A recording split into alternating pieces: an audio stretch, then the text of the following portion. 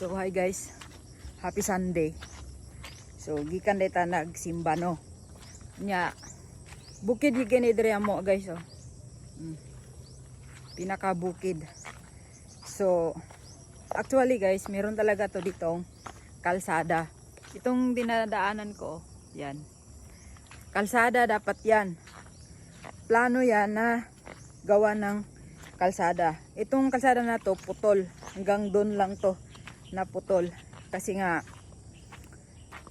ang daanan ito ay itong area na to ay ibang may-ari ng lupa. Pagdating doon, iba na din yung may-ari ng lupa. So ngayon, noong taong 2021, may nag-construct na dito ng kalsada. Ito ay panahon pa, termino pa ni Duterte. So pinasok ito ng may project na nakabudget dito na mula doon sa highway, doon pa yung highway, papasok dito sa side. Ito sana ay may budget na yan, may mga kontraktor. Ngayon ang nangyari, ang mga may-ari ng lupa na to ay ayaw nila pumayag na hindi babayaran yung lupa.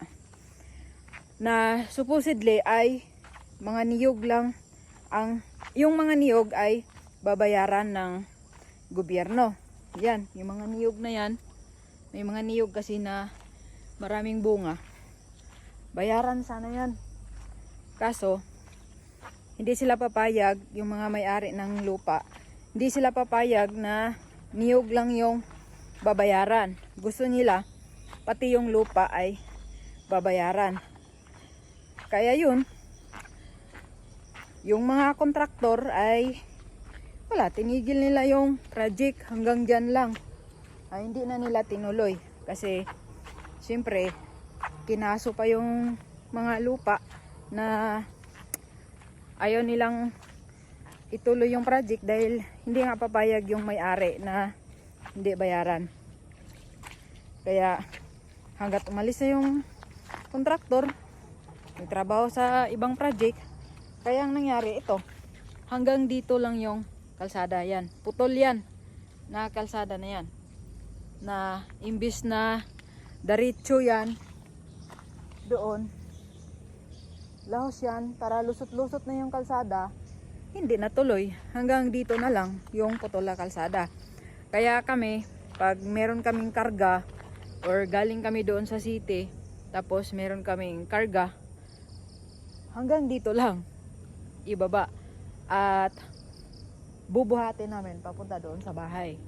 Papunta doon kasi wala hanggang dito lang yung kalsada natin. Kaya alam nyo guys, kung ako ang nagmamay-ari ng lupa, hindi ko na pababayaran. Kung ako lang hindi ko na pabayaran kasi para sa ating lahat yan. Masaya ako kung ako yung may-ari ng lupa. Masaya ako na may kalsada na gagawin dyan. Para hindi lang ako ang makinabang, pati yung ibang mga tao na may madadaanan. Pero sa bagay, hindi naman pare-pareho yung mga mindset natin. Meron talagang mga tao na ayaw makibagay. Ayaw nila bang na yung mga ari-arian nila. Na nasira yung ari-arian nila. Kaya ang nangyari nga, ito. Yung kalsada na yan, putol. Kunti lang yung mga tao dito guys na nakatira. Kasi nga, walang kalsada. May mga bahay doon sa dulo na iniiwan na rin dahil nga sa malayo sa kalsada. Malayo. Mahirap pag ganitong ulan, maglakad. Bahay kasi namin nandoon pa sa dulo. Kaya hanggang dyan sa putol na kalsada na yan, nilalakad namin yan papunta doon sa bahay. Although pwedeng makapasok doon ng mga single motor pag walang ulan. Pero pag may ulan, hindi talaga makapasok kasi wala tawag nun, putik talaga. So yan, kaya maano ko lang, huwag tayo masyadong sakim sa ating mga lupa. Kasi lupa lang yan, dadaanan lang yan. So, kayo kung ano yung opinion nyo, comment lang dyan.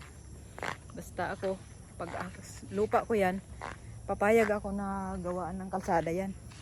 Pero sila, gusto nila bayaran para mailaw, diretso doon yung kalsada. Kaya, walang pangbayad yung gobyerno. Yun, walang kalsadang nangyari doon. Kaya, stop yung kontrata. Hanggang ngayon, di na yan magawa kasi, siyempre, hindi na si Duterte yung nakaupo. Hindi na yan magawa, wala na yan. Yung budget yan, wala na, nagasto na. Kaya, mahirap pag dito ka sa bundok. Walang nasakyan. So, ang layo pa na lalakarin namin. Doon pa yung highway, doon pa. Doon pa kami sasakay. Malayo.